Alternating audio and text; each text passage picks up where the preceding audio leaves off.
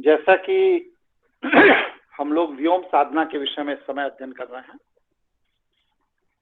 और ये मनुष्य के लिए पृथ्वी पर शैव परंपरा की सर्वश्रेष्ठ साधना है। व्योम साधना के ऊपर बस सिर्फ ईश्वरीय तत्व की साधनाएं बचती हैं, जिनको वैष्णव देवता कहते हैं।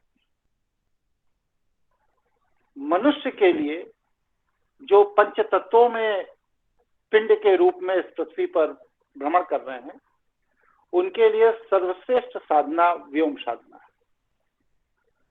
व्योम साधना में जैसा मैंने बताया कि हम पंच तत्वों में से दो तत्व, जल तत्व और पृथ्वी तत्व को अपने साधना के प्रभाव से स्थिर कर देते हैं। कैसे करते हैं ये मैंने कल पूरा सत्र इस पर लिया था। और अग्नि तत्व, वायु तत्व और आकाश तत्व, जब हमारा पिंड मात्र इन तीन तत्वों के द्वारा संचालित होने लगता है, तब हम व्योम साधना में जिस साधना की पद्धति में प्रवेश करते हैं वो शिवालिक साधना के रूप में हमारे शास्त्रों में वर्णित है, शैव ग्रंथों में वर्णित है। जितने भी शैवों के बड़े बड़े योगाचार्य हुए, तंत्राचार्य हुए, साधक हुए, विचारक हुए, चिंतक हुए, जो भी कुछ हुए, ये सब वही लोग थे जो कि शिवालिक साधकों की श्रेणी में आते थे। इसके नीचे की श्रेणी में जो लोग साधना करते हैं उन्हें सहस्त्रार के आनंद को तो वो प्राप्त कर सकते हैं, लेकिन शिवालिक साधक का जो आनंद है वह आनंद की अनुभूति वह लोग नहीं कर सकते। हमने कल एक प्रश्न किया था कि शिवालिक साधक इस पृथ्वी पर कितने हैं।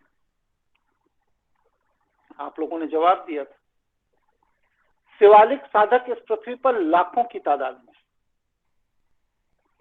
क्योंकि वह भौतिक पिंड में पृथ्वी तत्व और जल तत्व को छोड़ चुके हैं या निष्क्रिय कर चुके हैं। इसलिए वह हमें इंद्रियों से दृष्टिगोचर नहीं होता। वो उनकी इच्छा है कि वो कब हमें दिखें और कब ना दिखें। वो जब अपने स्वरूप को हमें दिखाना चाहते हैं तो वो कुछ क्षण के लिए जल तत्व या पृथ्वी तत्व को आत्मसात करते हैं, कुछ क्षण के लिए, और हमें उनका बिंब दिखाई दे जाता है। और इसके बाद वो लोग फिर उसको स्थिर कर देते हैं, उसका परित्याग कर देते हैं और अपने अग्नि तत्व, वायु तत्व और आकाश तत्व में समाहित हो जाते हैं, और जिसे हम कहते हैं अंतर्ध्यान होते हैं। तो ये जितने भी देवी देवता प्रकट होते हैं, अंतर्ध्यान होते हैं, ये सारी की सारा विज्ञान, सारी की सारी गणित इसी शिवालिक साधना के अंतर्गत आती है। ये सारे के सारे देवताओं ने भगवान शिव की शिवालिक साधना सिद्धांत को अपनाकर ही वायुगमन, दृष्टिगोचर और अंतर्ध्यान होने का विज्ञान सीखा, समझा, जाना और उसे अपने जीवन में अपनाया। शिवालिक साधक कहां पे है? ये कहीं भी हो सकते हैं। आप जो प्रवचन सुन रहे हैं, हो सकता है आपके साथ में बैठे हो। आप मार्ग पर जा रहे हैं, आप गाड़ी चला रहे हैं, आपके बगल में बैठे हो। ये आपके पितृ के रूप में हो सकते हैं, आपके देवता के रूप में हो सकते हैं, आपके कुलगुरु के रूप में हो सकते हैं, कुल देवी के रूप में हो सकते हैं, कुल देवता के रूप में हो सकते हैं, तीर्थ के रूप में हो सकते हैं, किसी भी रूप में हो सकते हैं। तो ये जो शिवालिक साधक होते हैं, इनका जो सबसे बड़ा केंद्र है इस पृथ्वी पर, वो कहाँ है? बताइए, आप लोग बताइए।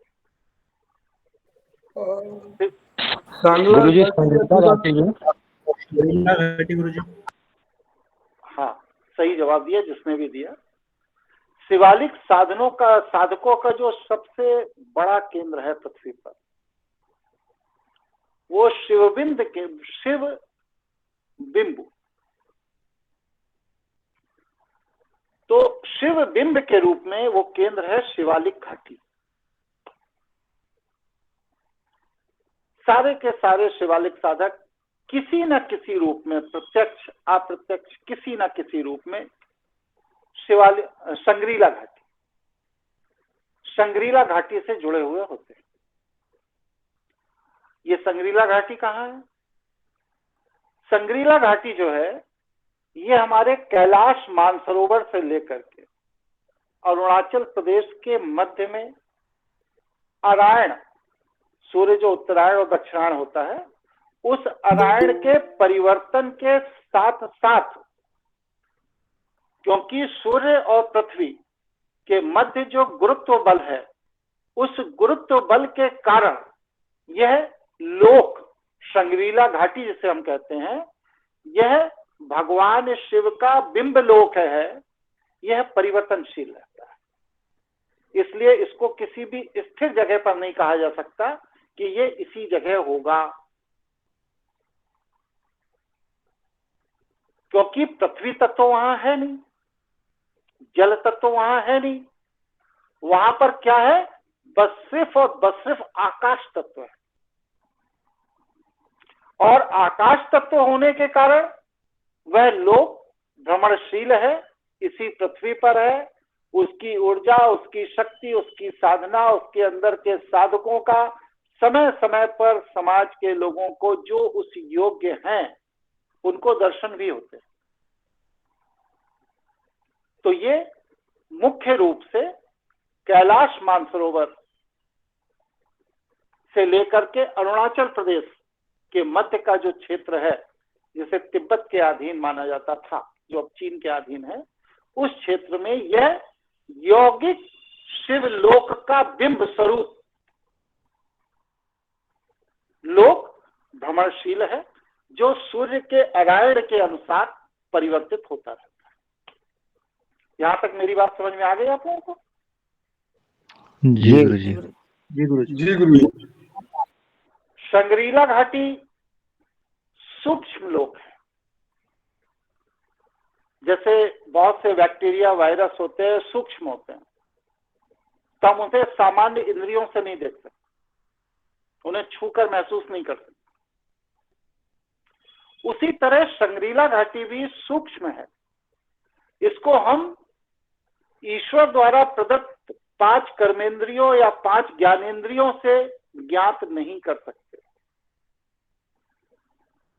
यह भगवान शिव के शिवलोक का बिंब रूप है, इसलिए इसे विपरीत लोक भी कहा जाता है। यहां पर ग्रेविटी अपना काम नहीं करती, गुरुत्वाकर्षण पृथ्वी का जो है वो अपना काम नहीं कर पाता। अब संग्रीला घाटी के आप कहेंगे कि सबूत दीजिए, सुशील जांगीर जी भी थोड़ी देर में सबूत मांगेंगे। जी गुरु जी। तो संग्रीला घाटी के जो सबूत हैं उसमें आपको सबसे बेसिक चीज पहले क्या देखनी है? पृथ्वी में एक तरफ संग्रीला घाटी है, ठीक उसके अपोजिट पृथ्वी के दूसरी तरफ क्या है बताइए? समुद्र। बरबूडा ट्रायंगल। तो ये जो बरबूडा ट्रायंगल है ये शैतान लोक है। शैतान लोक का बिंब जो है ये बरबूडा ट्रायंगल में है, त्रिभुजाकार।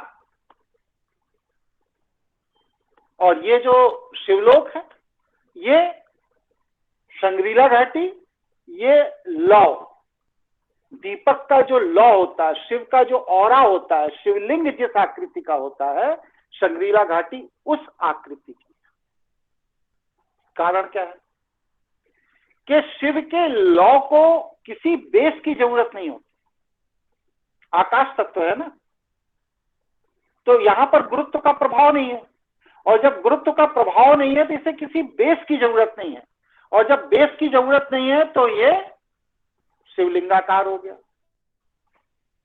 शैतान लोक का जो बिंब है बरमूडा ट्रायंगल, वो पृथ्वी तत्व के अधीन जो सबसे निचला स्तर होता है, उसके अंतर्गत ऊर्जा क्षेत्र है वो, तो उसे पृथ्वी तत्व को बेस की जरूरत है, इसलिए वो बेस वहां से लेता है, इसलिए वो नीचे चपटा होता है और ऊपर यूं हो जाता है, इसलिए वो ट्रायंगल शेप में हो जाता है। ये दोनों विपरीत लोक हैं। हम जब अपने ईश्वरीय ऊर्जा को बढ़ाते हैं तो हम धीरे धीरे धीरे धीरे नाभि से ऊपर की तरफ बढ़कर मणिपुर चक्र से जब ऊपर की तरफ बढ़ते हैं, अरहत, अनहत के बाद विशुद्ध, विशुद्ध के बाद आज्ञा चक्र, आज्ञा चक्र के बाद सहस्त्रार चक्र, सहस्त्रार चक्र के बाद व्योम चक्र में जब हम प्रवेश करते हैं तो हमें यह अधिकार प्राप्त हो जाता है कि हम शंग्रीला घाटी में प्रवेश कर जाएंगे। इसके विपरीत जब मणिपुर चक्र से नीचे की तरफ जल तत्व, स्वाधिष्ठान चक्र, ब्रह्म चक्र, जहां पर भगवान विष्णु को शेषनाग क्षीर सागर में लेटा हुआ है, उस तरफ जब जीवनी ऊर्जा नीचे की तरफ पतन करती है तो वह स्वाधिष्ठान चक्र से होते हुए मूलाधार, और फिर मूलाधार के जब नीचे प्रवेश करती है तो वह बरमूडा ट्रायंगल के पास चली जाती है। इसीलिए देखिए उस क्षेत्र का, बरमूडा ट्रायंगल जिस क्षेत्र में पाया जाता है, यूरोप और अमेरिका का वो हिस्सा, वहां पर सब आसुरी प्रवृत्ति के लोगों का बोलबाला होता है। पैशाचिक दृष्टि रखने वाले, पैशाचिक जीवन शैली जीने वाले जितने भी लोग हैं, जिनका एकमात्र उद्देश्य है मनुष्य का पतन कैसे हो और वो हमारे शिकंजे में कैसे फंसा रहे, वो सारे लोग उसी क्षेत्र में मिलेंगे, बरमूडा ट्रायंगल के आसपास। और यहां पर कितने मिलेंगे? यहां पर सारे वो लोग मिलेंगे जो अपना उत्तरोत्तर विकास कर रहे हैं, सदियों से, पीढ़ियों से, अनादिकाल से उत्तरोत्तर जीवनी शक्ति, आत्मशक्ति का निरंतर विकास करते चले जा रहे हैं, ऊपर की ओर गति कर रहे हैं, शिव औरे की तरफ जो बढ़ रहे हैं, वो सारे लोग आपको शंग्रीला घाटी में मिलेंगे। और ये जो संतुलन है शंग्रीला घाटी और बरमूडा ट्रायंगल का, इस संतुलन में जब भी संतुलन बरमूडा ट्रायंगल के पक्ष में ज्यादा हो जाता है, शक्ति बरमूडा ट्रायंगल पर ज्यादा हो जाती है, तब कृष्ण जैसे लोग आते हैं पृथ्वी पर और भगवान शिव की प्रेरणा से क्या कहते हैं, यदा यदा ही धर्मस्य ग्लानिर्भवति भारत अभ्युत्थानम च धर्मस्य तदात्मानं सृजामि पवित्राणाय साधूनाय विनाशाय च दुष्कृता धर्म संस्थापना पुनर्थाय संभवामि युगे। और जब इस क्षेत्र में लोग ज्यादा बढ़ जाते हैं, यहां शक्ति ज्यादा बढ़ जाती है, शंग्रीला घाटी में यहां के लोग ज्यादा बलवान हो जाते हैं, तो क्या होता है, तो बरमूडा ट्रायंगल को, वहां की पैशाचिक ऊर्जा को सपोर्ट करने के लिए नेचर किसको भेजती है? शुक्राचार्य जैसे व्यक्ति को भेजती है, जो मृत को भी जीवित करने का सामर्थ्य रखते हैं। मनुष्य एक खिलौना है, ब्रह्मांड के अंदर सब कुछ एक खेल है, इसी को माया कहा गया। और हम और आप उस माया के प्रभाव में किसी एक पक्ष में खड़े नजर आते हैं, या तो हम बरमूडा ट्रायंगल के पैशाचिक ऊर्जाओं के पक्ष में खड़े नजर आते हैं, या फिर हम शंग्रीला घाटी की देव ऊर्जाओं के पक्ष में खड़े नजर आते हैं। हम तटस्थ नहीं रह सकते। और ये संतुलन और असंतुलन का खेल अनादिकाल से चल रहा है और अनादिकाल तक चलता रहेगा, क्योंकि मनुष्य की प्रवृत्ति है, वह परिवर्तन चाहती है, विकास नहीं चाहती है, वो परिवर्तन चाहती है। प्रति क्षण जो बीत गया उससे कुछ अलग होना चाहिए। तो वह जो परिवर्तन चाहती है, वहां पर जब विवेक शून्य हो जाता है तो बुद्धि पतन की ओर लग जाती है। और जब विवेकवान हो जाता है व्यक्ति तो बुद्धि उत्थान की ओर लग जाती है। ये आपको निर्णय करना है कि आपको अपनी बुद्धि से पतन का मार्ग चुनना है या उत्थान का मार्ग चुनना है। दोनों मार्ग आपके लिए एकदम स्पष्ट खुले हुए हैं। इसीलिए पश्चिम के जगत में संभोग को विशेष महत्व दिया गया। वहां पर विवाह आवश्यक नहीं है संभोग के लिए, क्योंकि जीवनी ऊर्जा का 13 वर्ष की आयु के बाद प्रशिक्षण दिया जाता है कि वह नीचे की ओर स्वादिष्ठान चक्र की ओर कैसे बढ़े।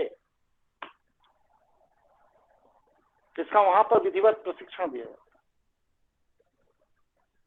सेक्स एजुकेशन के नाम पर। आपके यहाँ क्या है? आपके यहाँ 11 साल के बाद बच्चे को यज्ञोपवीत कराने के बाद उसको संस्कार दिया जाता है कि आपका उत्थान कैसे हो, आपका विकास कैसे। यही दो संस्कृतियों का जो संघर्ष है, यही संघर्ष अनादिकाल से, जब से मनुष्य इस पृथ्वी पर आया है और जब तक मनुष्य इस पृथ्वी पर रहेगा, ये संघर्ष यूं ही चलता रहेगा, ये कभी खत्म नहीं होगा। इसलिए हमें बस सिर्फ ये डिसाइड करना है कि हमें देव ऊर्जाओं के साथ खड़ा होना है या पैशाचिक ऊर्जाओं के साथ खड़ा होना है। अगर आपने इस पिंड को धारण किया है तो आपको किसी एक ऊर्जा के खेमे में जाना ही होगा। कोई प्रश्न, कोई जिज्ञासा हो तो पूछ लीजिए, फिर आगे बढ़ता हूं।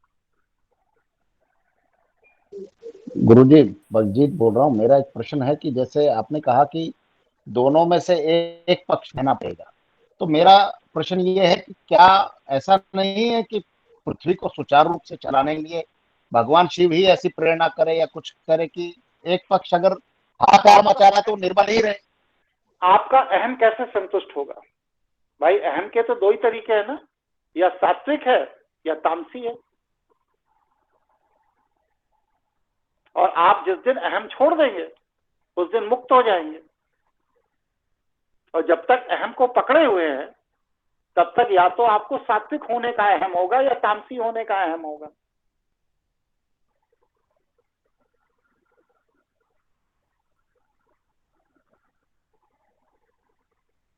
और कोई प्रश्न किसी का? जी गुरुजी, पीयूष बात गुरुजी कर राहुल रहा बोल हूँ। रहा हूँ। धन्यवाद। गुरुजी, क्या इसी वजह से इल्यूमिनाटी का जो साइन है वो ट्रायंगुलर शेप में है? यस जी और जी बताइए। गुरुजी। जी पीयूष जी बात कर रहा हूँ। फ्लैट अर्थ बोलते हैं। पीयूष तुम बोलो पहले। हाँ जी, ये गुरुजी, जैसे हम कितनी घटनाएं सुनते हैं कि बरमुडा ट्रायंगल के ऊपर से कोई प्लेन गुजरा या वहां से क्या कहते हैं कोई पानी का जहाज गुजरा, तो वो भी वहीं जाके डूब जाते हैं। तो इसका कारण कुछ ये वही है? शैतानी लोग के बिंब में फंस जाता है तो वहां पर कंपास काम करना बंद कर देता है। जब जी जी कंपास जी काम जी करना बंद कर देता है तो उस स्थिति में वो सारी चीजें भ्रमित हो जाती हैं, तो वो घूम घूम के उसी में भंवर में फंस करके फिर अंततः ईंधन खत्म हो जाता है, डूब जाता है। जी, धन्यवाद। हाँ, अब यति क्या कह रहे थे, बोलो बेटा। जी योगेश बोल रहा हूँ। गुरुजी, ये फ्लैट अर्थ का बहुत कॉन्सेप्ट आजकल चलाते हैं, ये क्या ये सही है ये कॉन्सेप्ट गुरुजी? विश्वसनीय नहीं है। जी, मुझे ठीक लगता है कुरान से प्रेरित है, ऐसा कुछ है क्या गुरुजी?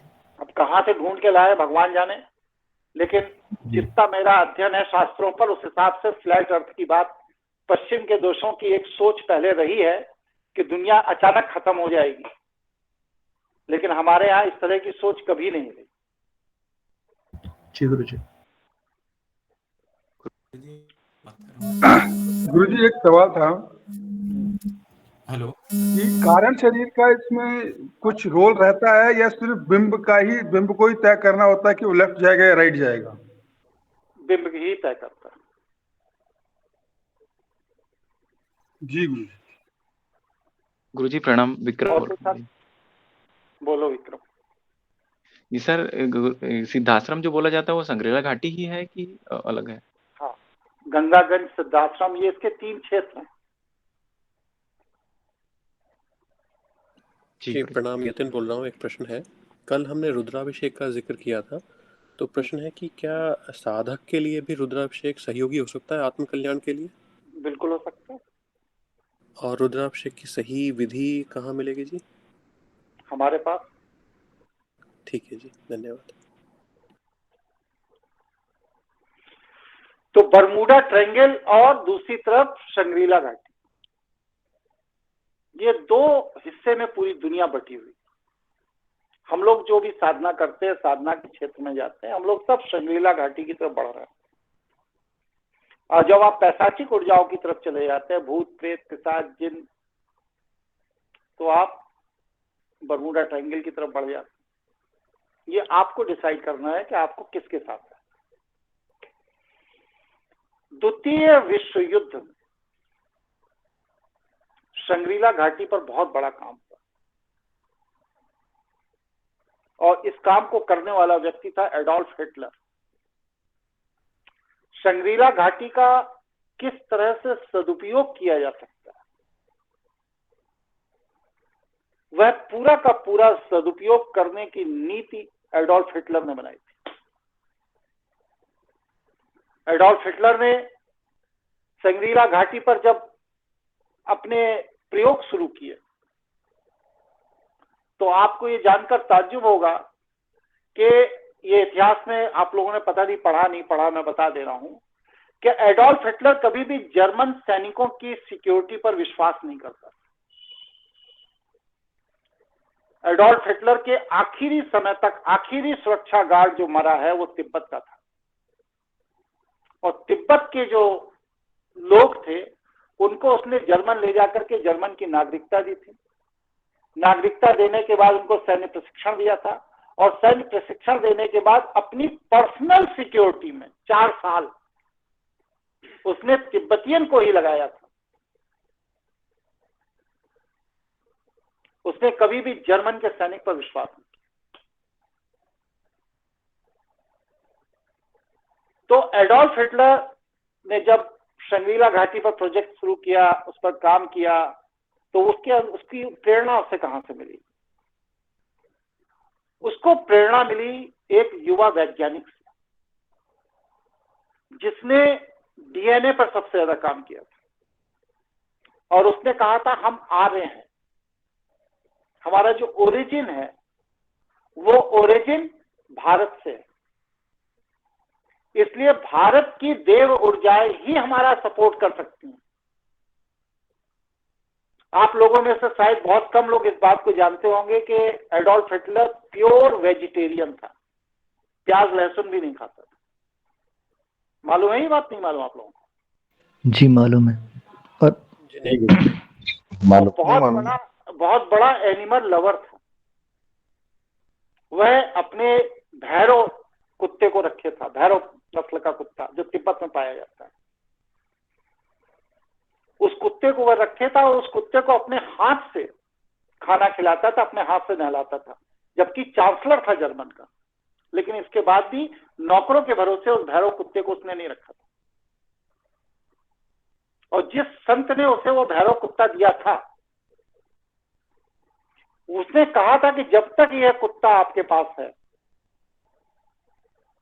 तब तक काल आपकी तरफ नहीं देख सकता। और आपको ये जानकर ताज्जुब होगा कि एडोल्फ हिटलर मरा नहीं, वो अर्जेंटीना शिफ्ट कर गया था सेकेंड वर्ल्ड वॉर हारने के बाद, और उस भैरव कुत्ते को वो अपने साथ लेकर गया।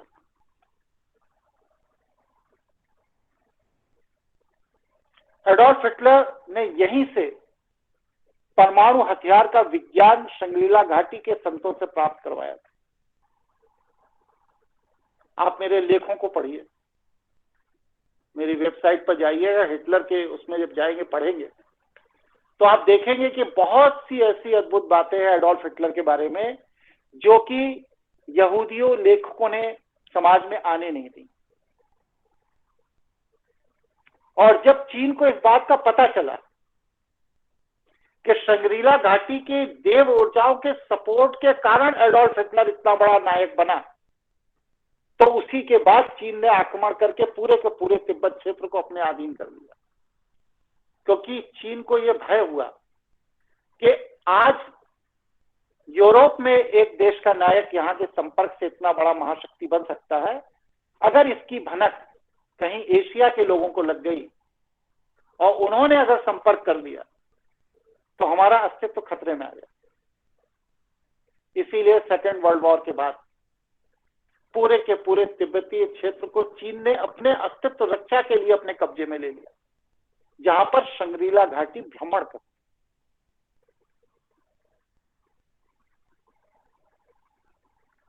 एडोल्फ हिटलर ने परमाणु हथियार का विज्ञान वहां से सीखा। परग्रहियों, उड़न तस्तरी जिसे आप कहते हो, दूसरे ग्रहों के साथ संपर्क करने का विज्ञान उसने वहां से सीखा। और उसके बाद पूरे के पूरे प्रकृति को तरंगों से बदलने का विज्ञान उसने वहां से सीखा। इस पर बहुत बड़ा प्रोजेक्ट उसके यहाँ चला था। परमाणु बम का जो प्रोजेक्ट उसने वहां से सीखा और उसको वैज्ञानिकों को जब चलाया, काम किया, तो इसकी भनक अमेरिका के एक बहुत बड़े इंडस्ट्रियलिस्ट को लगी, बिजनेसमैन को लगी, और उसने अमेरिकन गवर्नमेंट के साथ बात को कम्युनिकेट करके जर्मन के साइंटिस्टों का अपहरण करा लिया। और अपहरण करा लेने के बाद इन साइंटिस्टों ने परमाणु बम को अमेरिका में विकसित किया, जिससे हिरोशिमा और नागासाकी जैसे कांड हुए। 6 अगस्त 1945 को हिरोशिमा में पहला परमाणु बम फोड़ा गया, जिसमें 40,000 लोगों की मृत्यु हुई, और 9 तारीख को दूसरा प्रयोग किया गया जिसमें 80,000 लोगों की मौत। और आप जो घड़ी देखते हैं, जितनी भी घड़ियां होती हैं, सब में 10-10 यूं करके सुई लगती है ना, 10:10। ये विक्ट्री साइन है। ये विक्ट्री साइन क्या बताता है? ये विक्ट्री साइन ये बताता है कि ये वो समय था जब परमाणु बम फेंके गए। इसीलिए जितनी भी घड़ी बनाने की यूरोप की कंपनियां हैं, अमेरिका की कंपनियां हैं, सभी के विज्ञापनों में जो घड़ी की फोटो होती है उसमें विक्ट्री साइन होता है। ऐसा आप लोगों ने देखा कि नहीं? जी जी जी देखा है गुरु। जी गुरु जी, देखा है बिल्कुल। ठीक है। हिटलर ने अपने निजी यात्रा के लिए उड़न तस्तरी बना ली थी, जिसे भी अमेरिका उठा ले गया। और प्रकृति को नियंत्रित करने के लिए उसने एक चीज बनाई थी, उसको कहते थे ड्रीम वेल, स्वप्न का घंटा।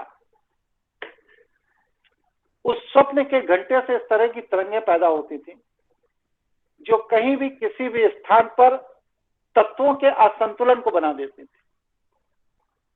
और जब तत्वों का असंतुलन होता तो जहां गर्मी है वहां जाड़ा हो जाता था, जहां जाड़ा है वहां गर्मी हो सकती थी, कहीं भी पानी बरसाया जा सकता, तो कुछ भी किया जा सकता।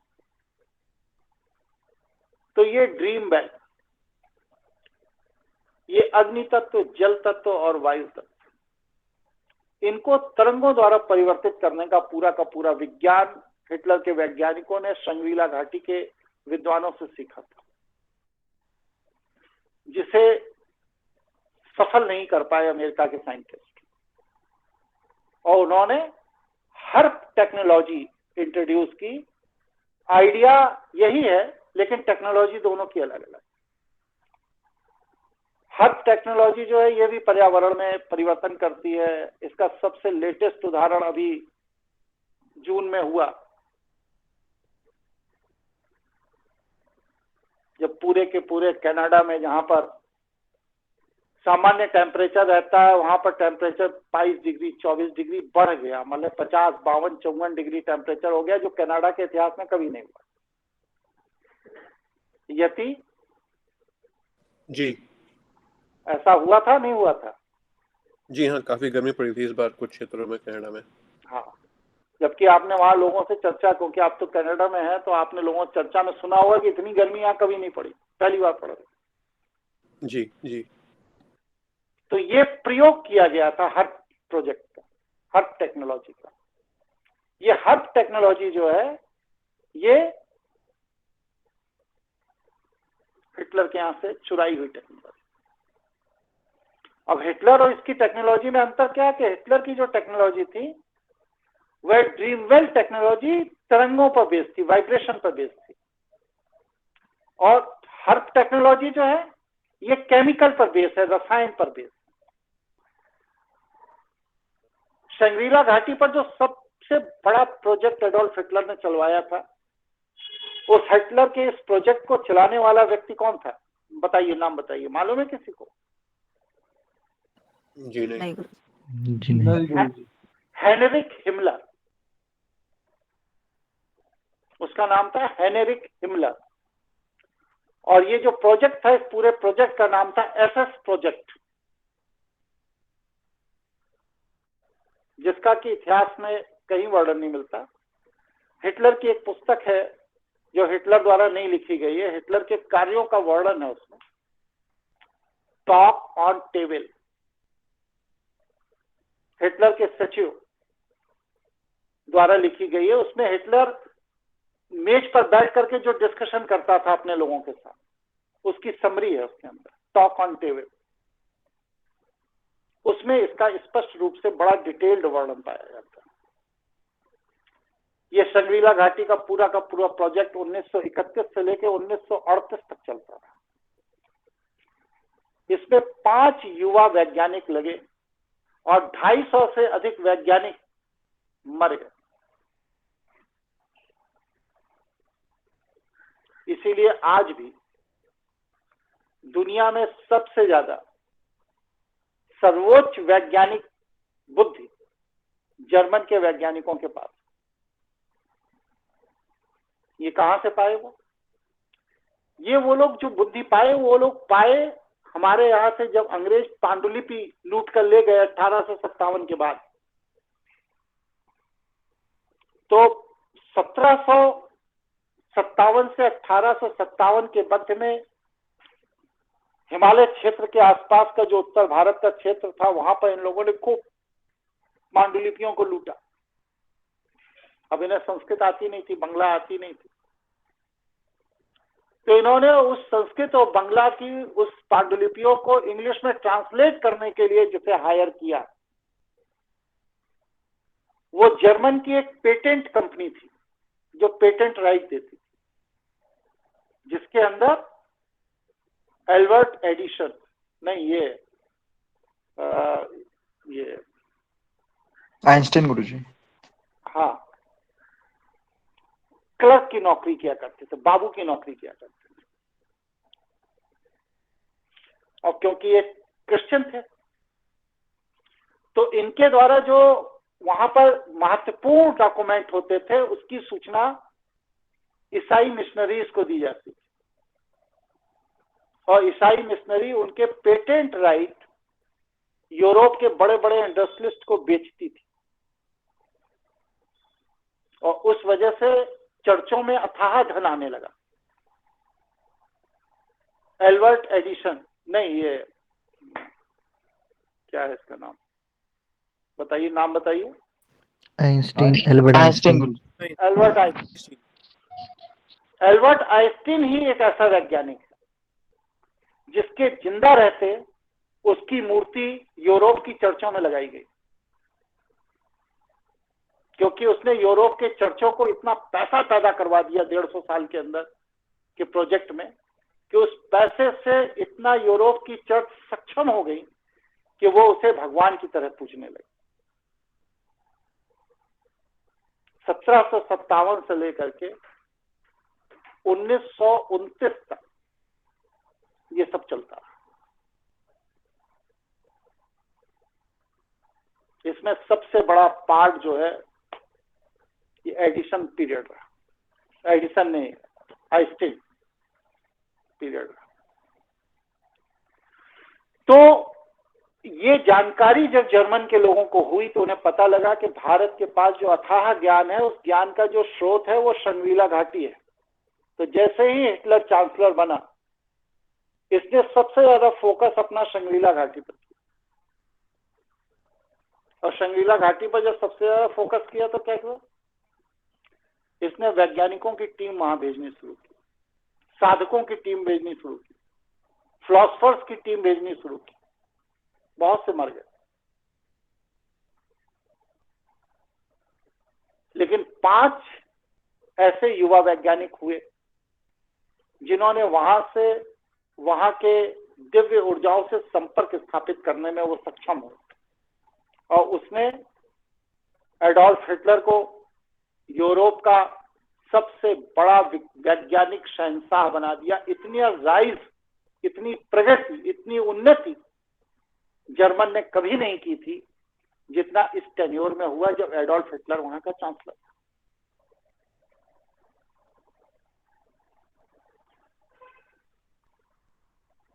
यहां तक कोई प्रश्न, कोई जिज्ञासा हो तो पूछ लीजिए, फिर आगे बढ़ा जाए।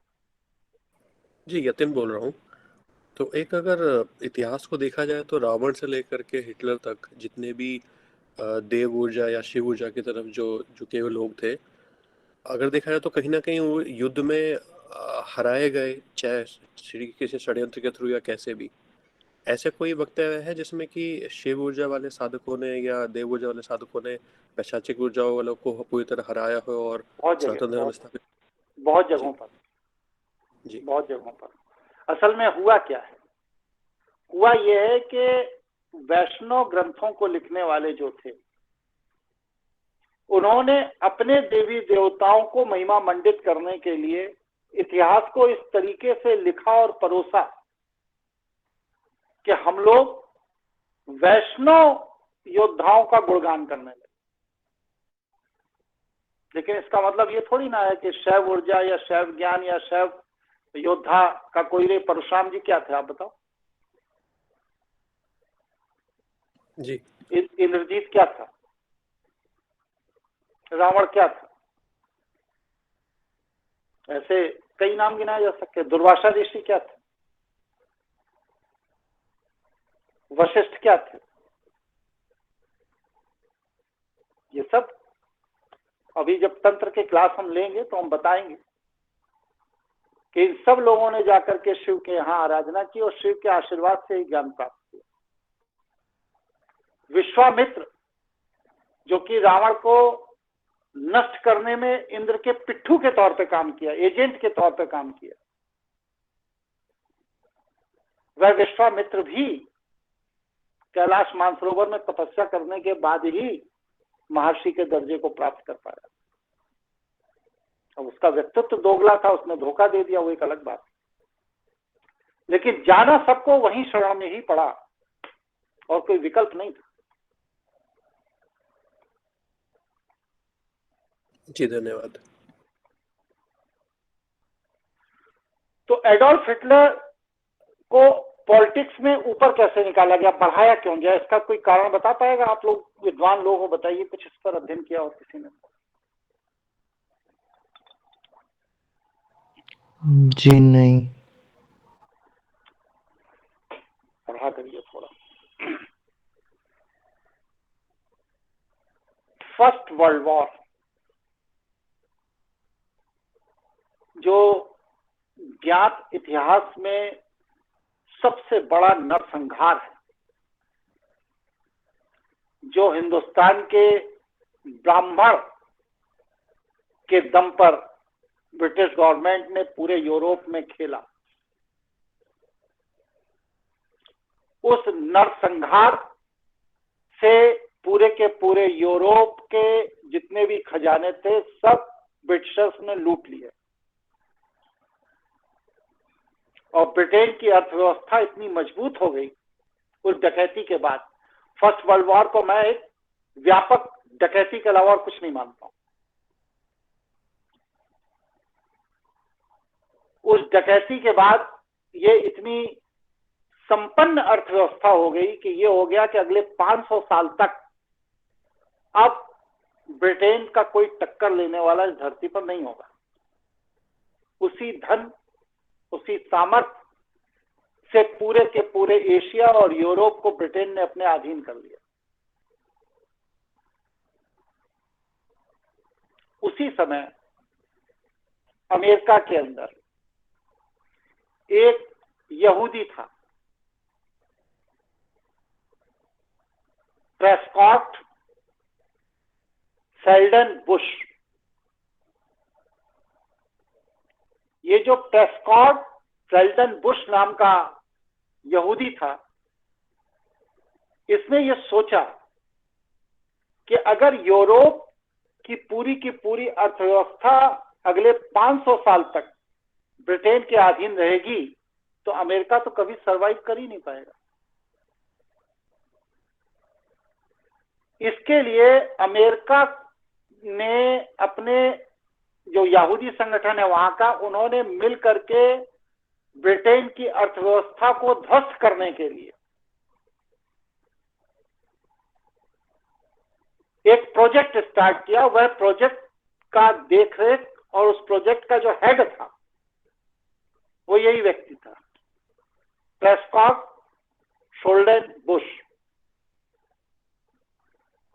इसने फर्स्ट वर्ल्ड वॉर से विक्षुब्ध होकर भागे हुए एक सैनिक को पकड़ा और उसकी महत्वाकांक्षा को बढ़ाया और उसकी महत्वाकांक्षा को इस हद तक बढ़ाया कि वह देश का चांसलर बन सकता है, देश का प्रधानमंत्री बन सकता है, और उसको फंड करना शुरू किया। अमेरिका की इसी पॉलिसी के तहत, इसी नीति के तहत वह फर्स्ट वर्ल्ड वॉर से भागा हुआ विक्षुब्ध सैनिक एडोल्फ हिटलर, जो कि एक एक वक्त की रोटी के लिए मोहताज था, सड़क पर पड़ा रहता था, अखबार बिछाता था, अखबार ओढ़ता था, उसको राजनीति की शिखर में ऊपर बढ़ाया और उसे जर्मन का चांसलर बनवा दिया। और इस तरह जर्मन का चांसलर बनाने के साथ ही उसके पैरेलल एक व्यक्ति को और खड़ा किया गया था, वो था मुसोलिनी। और इन दोनों के सहयोग से सेकेंड वर्ल्ड वॉर छेड़ा गया और अमेरिका ने ब्रिटेन की अर्थव्यवस्था को ध्वस्त करने के लिए इन दो लोगों को लगाया और ब्रिटेन की अर्थव्यवस्था पूरी तरह ध्वस्त हो गई। इसीलिए जैसे ही सेकेंड वर्ल्ड वॉर खत्म हुआ, अमेरिका तेजी से ग्रोथ करना शुरू कर दिया। इतिहास में इतनी जानकारी तो आपको होगी ही ना कि 1945 से पहले अमेरिका में कुछ नहीं था, सारा विकास 1945 के बाद हुआ। जी जब सेकेंड वर्ल्ड वॉर खत्म हुआ तो अमेरिका ने तेजी से ग्रोथ करना शुरू किया। ये प्रेस्कॉट शेल्डन बुश, जो कि अमेरिका के अंदर एक बड़े भारी राजनीतिज्ञ भी थे और बैंकर भी थे, इंश्योरेंस कंपनियां भी थी इनकी कई सारी। ये कौन थे मालूम है आप लोगों को? जी नहीं। जॉर्ज बुश के ग्रैंडफादर, जो अमेरिका के राष्ट्रपति थे। ये जॉर्ज बुश एक ऐसे राष्ट्रपति थे कि इनके पिता भी 2 टर्म राष्ट्रपति रहे, बेटा भी 2 टर्म राष्ट्रपति रहा। और सद्दाम हुसैन की हत्या इसी बुश परिवार ने कराई, ईरान के तेल के कुओं को कब्जा करने के लिए।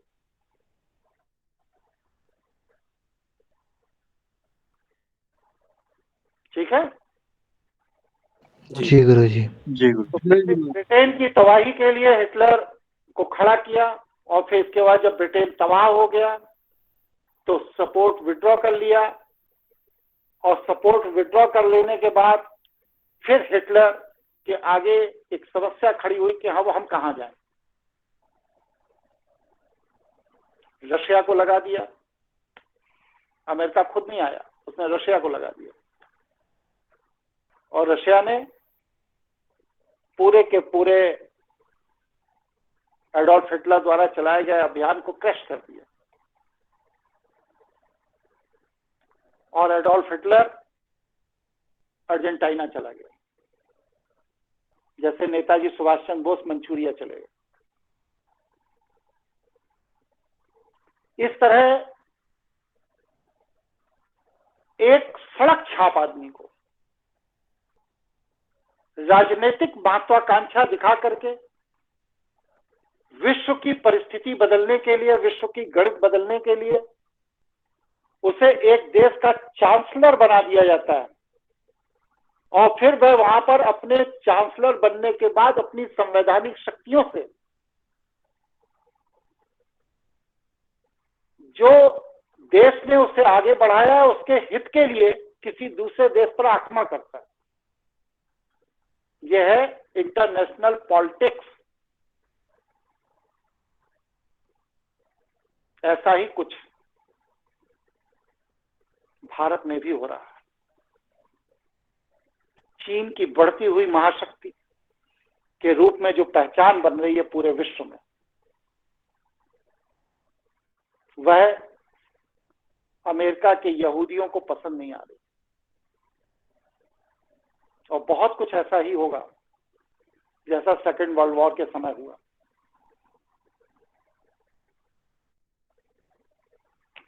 ऐसा ही रशिया में भी हुआ। रूस की क्रांति लेनिन ने नहीं की थी, यूरोप के यहूदियों ने लेनिन के कंधे पर बंदूक रखकर की थी और उस पूरे के पूरे रूस की क्रांति में एक एक इंडस्ट्रियलिस्ट को उसकी गर्दन काटकर चौराहे पे टांग दिया गया था। क्योंकि उस समय जैसे इस समय चाइना आगे बढ़ रहा है, उस समय रूस बहुत तेजी से आगे बढ़ रहा था। तो रूस की अर्थव्यवस्था को ध्वस्त करने के लिए रूस की क्रांति हुई थी। मेरी वेबसाइट पे जाइए, लेख पढ़िए। जब हम विश्व सत्ता के क्लास लेंगे, अगर इच्छा हो इतिहास जानने की दुनिया का सत्य क्या है, दुनिया चलती कैसे है, आपके अंगूठा लगा देने या आपके वोट दे देने से दुनिया नहीं चलती, तो उसे अटेंड कर लीजिएगा। जी जरूर। जी जरूर गुरु जी। बहरहाल अभी बहरहाल इसके बाद तंत्र का जी। क्लास।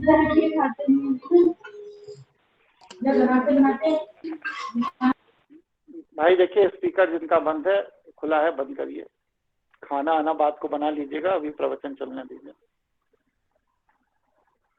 तो ये वह गुप्त रहस्य हैं जो अध्यात्म का असर समाज और समाज का असर अध्यात्म पर पड़ता है। पूरी दुनिया इस संगीला घाटी के महत्व को समझ करके इसकी ताकत से अपने आप को समृद्ध सशक्त बना रही है। और हम कहाँ खड़े हैं? पूरी दुनिया के आगे भीख का कटोरा लेके खड़े हैं। दे दाता के नाम बुलेट ट्रेन चला दे, दे दाता के नाम यूनिवर्सिटी खुलवा दे, दे दाता के नाम रेलवे लाइन बिछवा दे। और पूरी दुनिया हमारे ही ऋषियों मुनियों के ज्ञान से लाभान्वित हो रही है और हम उस तरफ मुंह करके भी नहीं देख रहे हैं। क्यों नहीं देख रहे हैं? क्योंकि हमारी शिक्षा पद्धति और कथावाचकों की कथाएं, इन दोनों ने हमारे पूरे के पूरे व्यक्तित्व को नष्ट कर रखा है। हमारा ध्यान उस तरफ जाने ही नहीं देता। किसी के मन में कोई प्रश्न, कोई जिज्ञासा हो तो पूछिए। गुरुजी, आपने कहा कि जैसे, बोलिए बलजीत जी। गुरुजी आप कह रहे थे कि जैसे जो रशिया में हुआ या जो भी यूरोप में हुआ, तो भारत में क्या इतनी क्रांति, मतलब भारत को इसीलिए बढ़ाया जा रहा है अमेरिका और ब्रिटेन के द्वारा या इजराइल के द्वारा सपोर्ट किया जा रहा है ताकि चाइना को डेमोलिश किया जा सके? अब इससे ज्यादा स्पष्ट और क्या चाहते हैं कि मैं बोल दूं? मतलब कि जब तक वो ऊपर से सैटेलाइट से हमारे ऊपर वो मिसाइल ना गिरा दी जाए, तब तक आप स्पष्टीकरण ही मांगते रहेंगे? नहीं, मैं तो अपने उसको बस हाँ ना में पूछ रहा मतलब हूँ। आप अपनी उत्सुकता में मेरी जान ले लेना चाहते हैं, ये सीधा कहिए एक लाइन की बात। अरे नहीं गुरुजी, आपकी जान, हमारी जान चली जाए, आपकी क्यों जाए? इशारे में बात कह दी, इशारे में समझिए। अब आप उसमें स्पष्टीकरण क्या चाहते हैं भाई? जी इससे ज्यादा स्पष्ट और क्या बोला जा सकता है? जी, ऐसा बिल्कुल भी मेरा मंतव्य नहीं था, क्षमा चाहता। हाँ, ये थी, क्या पूछ रहे थे? बोलो। ये मैं पूछ रहा था, ये शंगीला घाटी से जोड़ करके समाज का उत्थान करने का तरीका क्या ब्रह्मास्मि क्रिया योग ही है या कुछ और करना पड़ेगा उसके लिए? ये एक विस्तृत योजना है। इसके लिए सुपात्र लोग जब मिलेंगे, लोग जुड़ेंगे, तब फिर देखा जाएगा, किया जाएगा। अगर लोगों का भाग्य होगा, नहीं होगा तो फिर मेरी जगह कोई और आएगा, वो करेगा। ईश्वर का कार्य है। अभी हमको ईश्वर ने कहा सूचनाएं दीजिए, मैं दे रहा हूं। जब टीम बन जाएगी तब ईश्वर कहेगा आप कार्य करिए, तो मैं कार्य करने लगूंगा। हो सकता है कार्य करने के लिए ईश्वर ने किसी और को नियुक्त किया हो, हमें बस सिर्फ सूचनाएं देने के लिए भेजा हो। जी धन्यवाद। आज शिवाय नहीं है, कहाँ शिवाय गए? बात जी, मैं पूछने लगा था क्वेश्चन गुरुजी। हमने कहा मैं ये कह रहा था जिंदा गुरुजी, ये मैं ये कह रहा था तुम्हारा तो गुरुजी। एकदम सम्मोहित हो जाते हो, पता नहीं कहाँ चले जाते हो। नहीं, आज बाकी लोग सक्रिय थे तो मुझे लगा नहीं, मैंने कहा अंत में पूछूंगा। बताइए बताइए बताइए। मैं ये कह रहा था गुरुजी, जैसे ब्रह्मास्मि क्रिया योग हुआ या शिव संवाद हुआ या आगे तंत्र होगा, तो ये समझ आता है जो आपका अनमोल ज्ञान है, ठीक है, इससे समाज कैसे और लाभान्वित हो, एक चीज, या हम लोग इसमें क्या सहयोग कर सकते हैं आपका? देखिए ये तो वैसी ही बात हो गई कि अजीब सी बात हो गई। आप लोग कितने लोग हैं जो हृदय से इसमें सहयोग करना चाहते हैं, ये बताइए। जी मैं तो करना चाहता हूँ गुरुजी। जी मैं भी जुड़ना चाहता सभी करना चाहेंगे। तो सबसे बड़ी बात यह है कि आप लोग किसी एक व्यक्ति को चयनित कर लीजिए और उसमें इस ज्ञान से प्रभावित होकर जो व्यक्ति सहयोग करना चाहता है वो एक समूह बनाए, 2 4 5 लोग 6 लोग जितने भी उसमें जुड़ जाए, और वो लोग मिल करके एक लक्ष्य निर्धारित करें 3 साल का 5 साल का, और उस लक्ष्य के लिए काम करना शुरू करें। मेरा जो बौद्धिक सपोर्ट है वो पूरा आपके साथ है, रहेगा। लेकिन करना क्या है, कैसे करना है, यह नीति का निर्धारण आप लोग जब बैठेंगे, जिम्मेदारी उठाने वाले लोग जब बैठेंगे तब उस पर चर्चा की जाएगी। अगर कोई इसमें बढ़ना चाहता है, करना चाहता है, तो व्हाट्सएप का ग्रुप है, उसमें गुरुजी आपके मार्गदर्शन भी हो सकता है, और उसमें आप लोग अपना प्रस्ताव दीजिए कि मैं सहयोग करना चाहता हूं, तो फिर उन लोगों के सहयोग से इस दिशा को आगे बढ़ाया जा सकता है। और क्या पूछ रहे थे? एक और प्रश्न है गुरुजी, ये अमेरिकी और यहूदियों के विपरीत भारत चीन के साथ या चीन भारत के साथ खड़ा क्यों नहीं होता? बिल्कुल जो पड़ोसी देश हैं, ये भारत बीच में क्यों फंस जाता है? मैंने अभी इतना बड़ा जर्मन का उदाहरण देकर आपको समझाया कि एक सड़क छाप राजनीतिज्ञ जो प्रथम विश्व युद्ध से उकता कर भागा हुआ व्यक्ति था, उसको राजनीति में रातों रात हीरो बनाकर जर्मन का चांसलर इसलिए बना दिया गया कि वह यूरोप की अर्थव्यवस्था, ब्रिटेन की अर्थव्यवस्था को ध्वस्त कर दे। ऐसा ही कुछ आपके भी देश में हो रहा है। अब आप लोग आंख बंद करके पिए हैं, भांग का गोला खा के बैठे हैं, देश के नागरिक अंधभक्ति कर रहे हैं, देश सर्वनाश हो रहा है, पतन की ओर जा रहा है, कोई क्या करता? इससे ज्यादा स्पष्ट और क्या बोला जाता? जी कोई विकल्प भी तो नहीं है ना आज की तारीख में। अगर भारत देश में भी है तो गिनती की 2-3 राजनीतिक, हालांकि ये थोड़ा विषय से अलग हो रहा है, लेकिन जब तक हम किसी भी व्यक्ति को एक विकल्प नहीं प्रस्तुत करेंगे आम समाज। नाजी पार्टी के बारे में अध्ययन किया है आपने? जी नहीं। इसीलिए तो कहते हैं अध्ययन करिए थोड़ा। नाजी पार्टी का संस्थापक कौन था? हिटलर। गुरु जर्मन के अंदर एक ताले के चाबी लगाने वाला एक साधारण सा मिस्त्री, वो नाजी पार्टी चलाता था। मात्र 6 सदस्य थे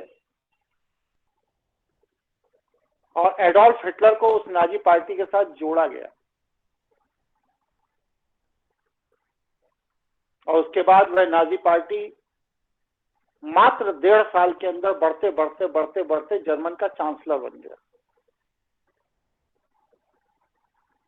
केजरीवाल ने की राजनीतिक पृष्ठभूमि क्या है? बताइए।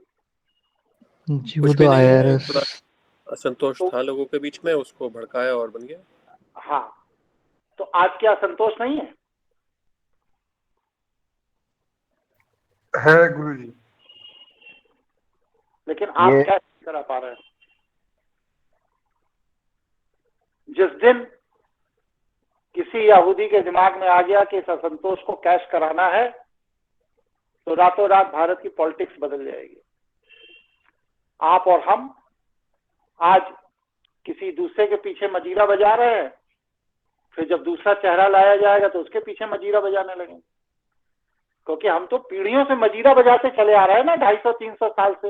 हमारी प्रवृत्ति ये हो गई है कि जो आगे है पीछे खड़े होकर मजीरा बजाने लगते हैं, जय जय जय जय जय जय जय जय। खुद आगे बढ़ने का कोई महत्वाकांक्षा, कोई ख्वाब है ही नहीं। या तो नौकरी ढूंढते हैं या मजीरा बजाते हैं, दो ही काम तो करते हैं हम लोग। जब दुनिया में हर आदमी असंतोष को कैश करा रहा है, तो भारत के अंदर 140 करोड़ में एक आदमी क्यों नहीं ऐसा निकल के आ रहा जो वर्तमान असंतोष को कैश कराए?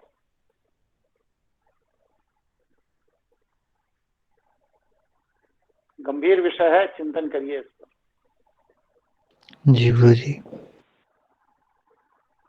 चलिए, हम लोग संगरीला घाटी में घूमे तो ज्यादा अच्छा है, क्योंकि ये सारी चीजें जो आपको मैं बता रहा हूँ, जब मैं विश्व सत्ता की क्लासेस लेता हूँ तो उसमें बताता हूँ। मेरी बातों का बुरा मत माना करो कोई भी। नहीं, बुरा बिल्कुल नहीं माना गुरुजी, और बुरी लगती भी नहीं है आपकी बातें। क्योंकि मेरा कार्य है आप लोगों को ज्ञान देना, और ज्ञान जब तक चुभता हुआ ना हो तब तक वह ज्ञान अंदर तक घुसता नहीं है।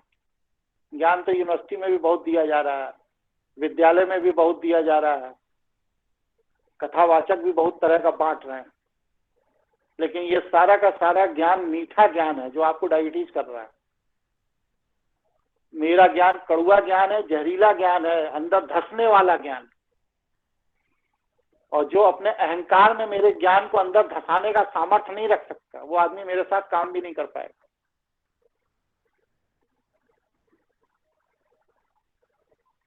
स्पष्ट समझ में आई मेरी बात आप लोगों को? जी गुरुजी। तो संगरीला घाटी के ये जो आध्यात्मिक निर्देश पर चलते हैं, इन साधकों के साथ हमारा तारतम्य कैसे बन सकता है, इस पर विचार करते हैं। इसके लिए हमें सबसे पहले यीशु मसीह के चरित्र को पढ़ना पड़ेगा, जानना पड़ेगा, समझना पड़ेगा। यीशु मसीह 13 साल से 29 साल की आयु तक, 16 वर्ष इन्हीं संगरीला घाटी के संतों के साथ रहे। इसीलिए यीशु मसीह के जीवन पर लिखी गई किसी भी किताब, किसी भी ग्रंथ, किसी भी फिल्म में ये वर्णन नहीं मिलता है कि 13 वर्ष से 29 वर्ष की आयु तक यीशु मसीह कहाँ रहे, कहीं नहीं मिलता। और बौद्ध संतों के साथ यीशु मसीह संगरीला घाटी आए थे। यीशु मसीह के जीवन चरित्र पर ओशो ने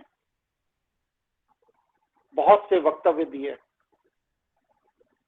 यही वक्तव्य ओशो की विपत्ति का कारण बने।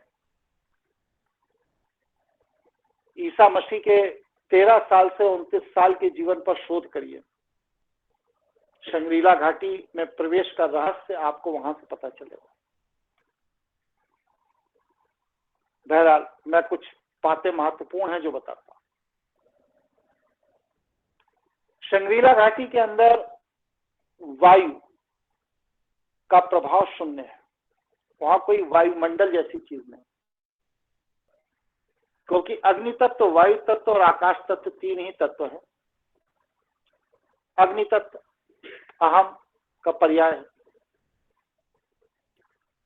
अहम को जब आप छोड़ देते, अपने अस्तित्व को छोड़ देते हैं, तब आप वायु तत्व और आकाश तत्व, इन 2 तत्वों में प्रवेश करते हैं।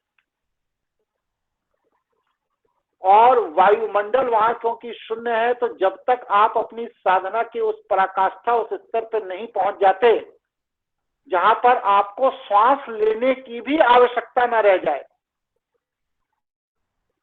तब तक आप शंगरीला घाटी के संतों के दर्शन उनकी इच्छा के बिना नहीं कर सकते। क्या ऐसा संभव है कि बिना सांस के व्यक्ति जिंदा रहे? जी हमारी नहीं। समाधि में विवेकशील जी के साथ फल हुआ था, होना वो चाहिए। बता रहे थे अपना अनुभव एक बार। आप लोग विवेकशील जी से पूछे। विवेक, जी गुरुजी। आप अपना अनुभव बताइए कि आप क्या सांस लेना भूल गए कि नहीं भूल गए? मुझे कुछ पता ही नहीं चला गुरुजी, एकदम लगा कि मैं स्थिर हो गया हूँ, ऐसा कुछ महसूस ही नहीं हो रहा था। विवेक जी ने साधना की है इस स्तर की, और जिंदा रहने के लिए श्वास लेने की कोई जरूरत नहीं है, इस बात का प्रमाण विवेकशील है जो आपके सामने है। और जैसा गुरुजी और मैं अनुभव से आपसे, मैंने आपसे लिखा भी था, अभी मैं जो साधना करता हूँ तो प्रतिदिन मुझे लगता है कोई आ रहा है, कोई सामने बैठा या कुछ है।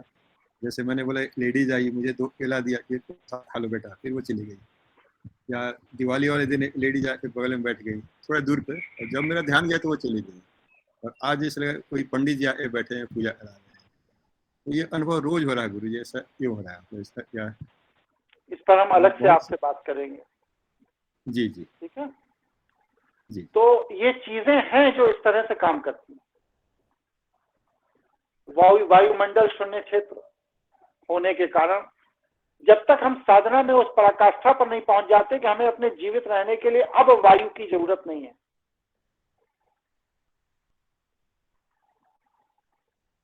उस स्तर की साधना करने के बाद आप शंगरीला घाटी में प्रवेश कर सकते हैं, उसके हकदार हो जाते हैं। इससे शंगरीला घाटी की शिवालिक साधना सिद्ध होती, और जब तक ये नहीं करेंगे तब तक आप उसमें प्रवेश नहीं कर सकते। क्यों? क्योंकि ये गुरुत्वहीन चतुर्थ आयाम है, शिव का बिंब है, इसलिए वहां पर आप इंद्रियों से प्रवेश नहीं कर सकते। इसीलिए इसे अदृश्य लोक या अंतरिक्ष लोक भी शास्त्रों में कहा गया है। शंगरीला घाटी में काल नगण्य है। आपके यहाँ के जो 10,000 साल है वो वहां के 1 सेकंड से भी छोटा है। वहां पर किसी की मृत्यु नहीं होती। जब काल है ही नहीं तो मृत्यु किसकी होगी? और मानसिक चेतना का स्तर इतना बढ़ जाता है कि सीधे सीधे आप किसी भी दूसरी आकाशगंगा के किसी भी ग्रह के किसी भी निवासी से संपर्क संबंध कर सकते हैं। इसीलिए इतिहास में टटोल कर देखिए, सबसे ज्यादा उड़न तस्तरी कैलाश मानसरोवर क्षेत्र में ही देखी जाती है। इसका एकमात्र कारण यही है क्योंकि यहां से दूसरे लोकों में आने जाने का मार्ग खुला हुआ है। इसलिए यहीं पर सबसे ज्यादा उड़न तस्तरी देखी जाती है। यहां से ब्रह्मांड के दूसरे लोकों से सीधा संपर्क। इस शंगरीला घाटी की खोज किसने की थी? जानकारी है किसी साथी को? आदि शंकराचार्य जी ने? नहीं, आदि शंकराचार्य के जन्म के बहुत पहले खोज हो गई थी। एक तिब्बती लामा हुआ करते थे, जैसे आज के लामा है ऐसे नहीं। उनका नाम था लोन छन तलुका।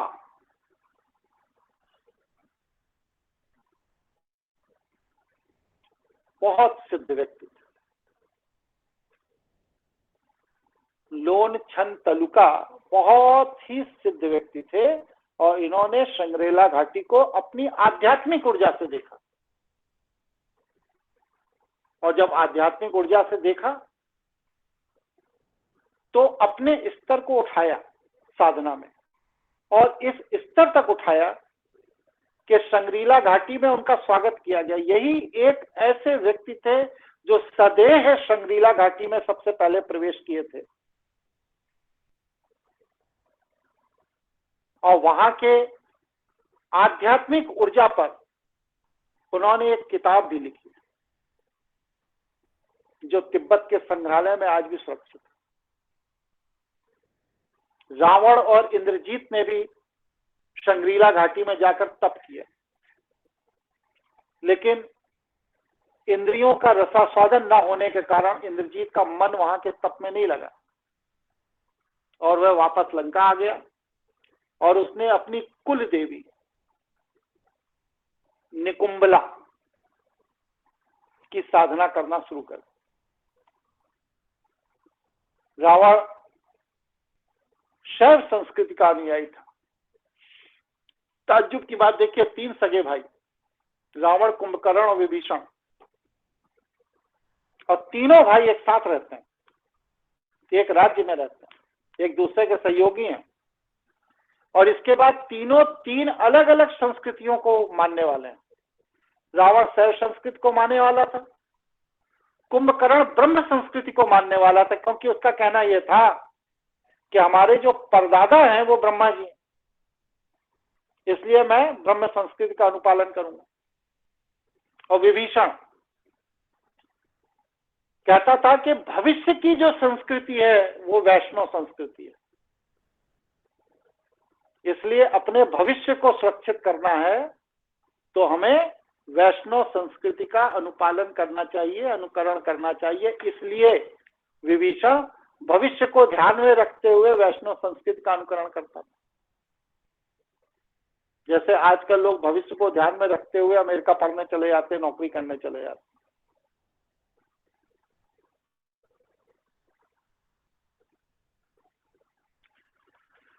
तो विभीषण ये सब एक ही परिवार के होकर 3 अलग अलग संस्कृतियों को मानने वाले थे। पंडित श्रीराम शर्मा आचार्य, जिन्होंने गायत्री पीठ की स्थापना की, इनके गुरु जी थे स्वामी सर्वेश्वरानंद जी महाराज। ये संग्रीला पीठ के साधक थे। गोरक्षनाथ जी महाराज, गोरखपुर में जिनके मुख्यमंत्री है जिस पीठ के, ये गोरक्षनाथ जी महाराज संग्रीला पीठ के साधक थे।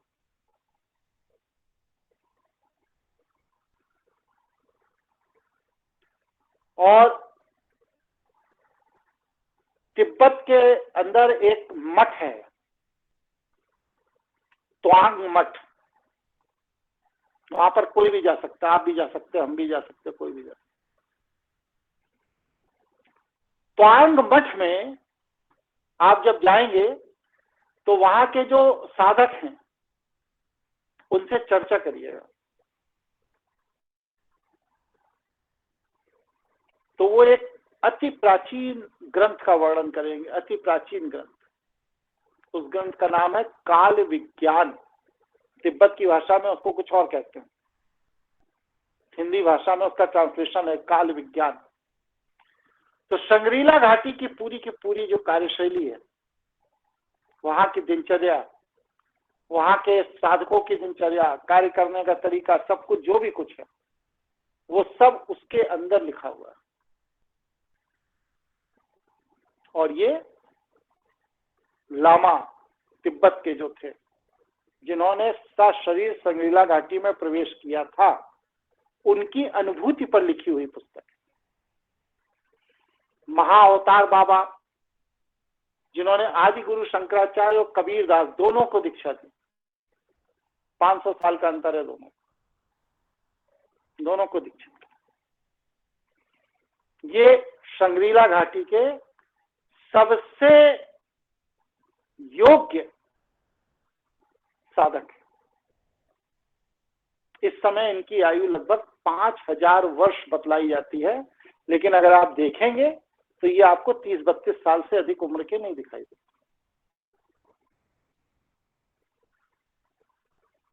तो ये जो विषय है ये मैंने आपके सामने रखा। पूरा ब्रह्मास्मि क्रिया योग का थ्योरेटिकल पार्ट, थ्योरी पार्ट जो है वो मैंने पूरा आपके सामने रखा। ज्ञान विज्ञान से इसको कैसे समझा जाना जा सकता है ये बताया।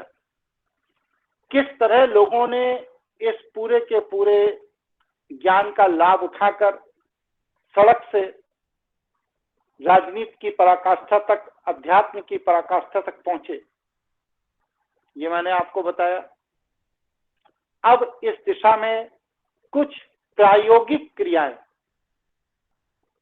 अगर आप लोग चाहें तो मैं कराऊं, और अगर ज्ञान ही पर्याप्त है, प्रायोगिक क्रियाएं नहीं करना चाहते तो कोई बात नहीं, ये आप लोगों के विवेक पर। आप ही करेंगे गुरु जी।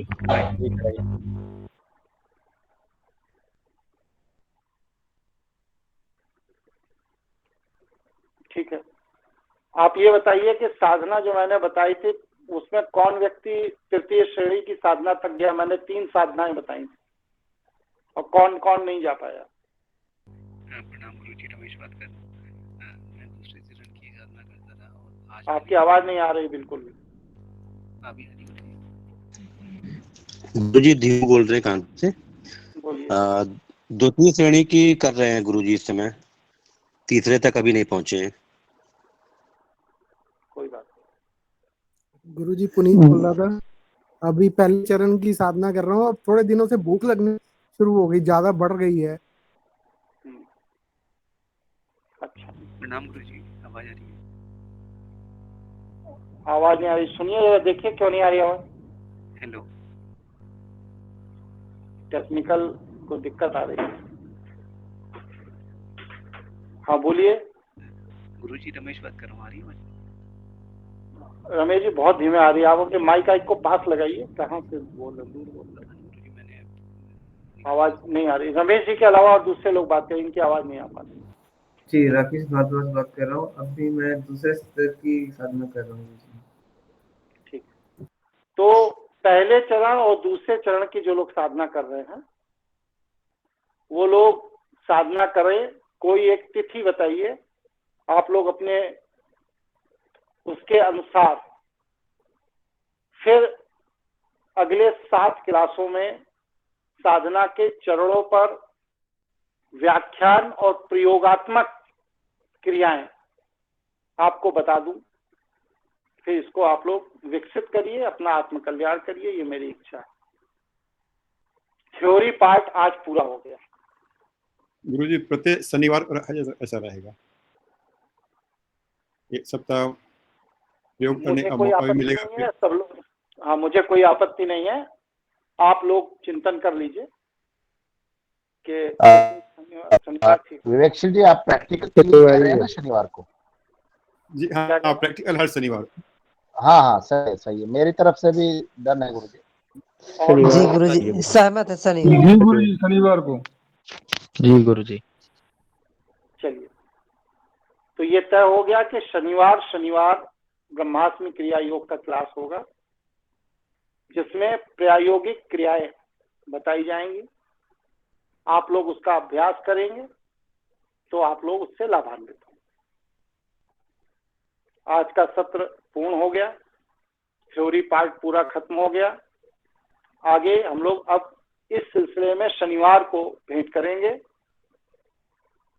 तंत्र में प्रवेश काफी लोगों के हो गए हैं, जो 1-2 लोग बाकी हैं वो लोग अभी अपना अगर लेना चाहें तो ले लें। और शिव संवाद का कार्य रोक दिया गया था, उस कार्य को यदि आप लोगों की सहमति हो तो शिव संवाद की चर्चा को आगे बढ़ाया जाए। जरूर गुरुजी। जी गुरुजी चलाए। जी गुरुजी। जी गुरुजी। जी गुरु। ब्रह्मास्मि क्रिया योग में आहार विहार के ऊपर थोड़ा अगर कुछ बातें बताए थे कि एक साधक की दिनचर्या कैसी होनी चाहिए। हाँ, वो जब मैं लूंगा क्लास तो सब बताऊंगा। जी धन्यवाद। एक निवेदन था, आपने कहा था कि आप गीता के ऊपर भगवान श्री कृष्ण के विराट स्वरूप और इसके बारे में बताएंगे, तो वो जब भी आपको लगे, लेकिन मैं सिर्फ स्मरण करा रहा हूँ कि आपको याद रहे। ठीक। ठीक है, तो आप लोग जो सुन रहे हैं इसको कहीं लिखते पढ़ते हैं, कोई रिजर्व कोटे में रखते हैं, या पिक्चर की तरह प्रवचन देख करके काम खत्म हो गया? अगर पूछा जाए तो पता लगे कि आधी चीज तो भूल ही गए और जो 2-4-10% है वो भी आधी अधूरी याद है। लिखते हैं डायरी पे लिखते हैं गुरुजी, हम लिखते हैं। कितने लोग लिखते हैं? मैं लिखता हूँ। मैं लिखा हुआ है गुरुजी, कुछ कुछ नोट्स बनाए हुए लिखते हैं। मेरा भी लिखता हुआ है। क्योंकि ये सब चीजें जो मैं बता रहा हूँ वो कहीं आपको किसी साहित्य या किसी किताब या किसी टीवी सीरियल में नहीं मिलेगा। ठीक है गुरुजी, मेरे को लगता है जी, और अगर कुछ ऐसा कॉम्प्लिकेट लगता है तो लिख देता हूँ। चलिए, हाँ, क्या तंत्र के गुरुजी मेरे को बता दीजिए, जैसे बुक बढ़ रही है तो अभी पहले चरण की साधना है, तो इस स्थिति में ही करना है कंटिन्यू? हाँ, नहीं, इसी में करिए, कोई दिक्कत नहीं है। भूख बढ़ेगी, फिर कम हो जाएगी, फिर सामान्य हो जाएगी। ठीक है गुरुजी, तंत्र की क्लास के लिए ज्योतिष करा हुआ की क्लास करी हुई होनी जरूरी है क्या? योगेश पूछा। ज्योतिष अगर किया होता तो तंत्र को समझने में आसानी हो जाती। तो अभी कर सकते हैं क्या गुरुजी? कोई ऐसी क्लासेस हैं जो 1 या 2 हम कर सकते हैं, पहले ज्योतिष की, फिर उसके बाद तंत्र में प्रवेश किया जाए? आपको वीडियो भेजे जा सकते हैं, आप ऑफिस में बात कर लीजिएगा, वीडियो सुन लीजिएगा, कंसेप्ट क्लियर हो जाएगा। तो आज का विषय यहीं पूर्ण करता हूं, और हम लोग शनिवार को पुनः मिलेंगे। जैसा होगा आपको सूचित किया जाएगा। शिव संवाद की चर्चा हम लोगों की चलती रहेगी। सभी साथियों को नमस्कार। प्रणाम गुरुजी। प्रणाम गुरुजी।